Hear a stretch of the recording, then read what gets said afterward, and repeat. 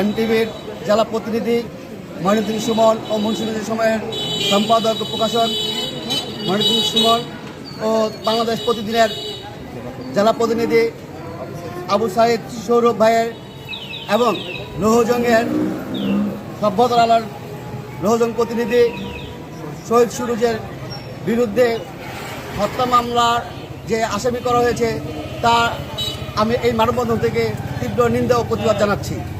মুন্সিগঞ্জে যে ঘটনা ঘটেছে সিভিল সার্জন অফিসে, সেখানে একটি ঘুষের একটা ভিডিও ভাইরাল হয়েছে, সেখান থেকে একটা নিউজ হয়েছে। সেখানে মঈনুদ্দিন খান সুমন এবং সৌরভের বিরুদ্ধে যে পরবর্তীতে হয়রানিমূলক মামলা হলো, সেই বিষয়ে আমরা তীব্র প্রতিবাদ ও নিন্দা জানাচ্ছি। আমাদের মুন্সিগঞ্জ শহরের দুজন আর আমাদের লৌহজংয়ের কন্টেন্ট ক্রিয়েটর এবং সাংবাদিক শহীদ সুরুজ মিথ্যা মামলা এবং হয়রানি মামলার শিকার হয়েছে।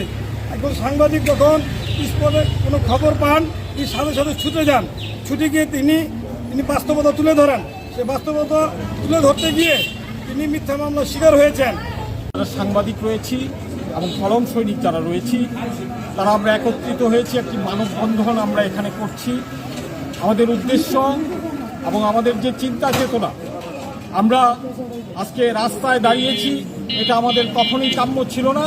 আমরা যারা এই পেশায় নিয়োজিত আছি, আমাদেরকে রাস্তায় দাঁড়িয়ে দাবি আদায় করতে হবে এবং আমাদের অন্যায় প্রতিবাদ করতে হবে। এই প্রত্যাশা এবং এই কামনা আমরা কখনোই করি না, কিন্তু চব্বিশ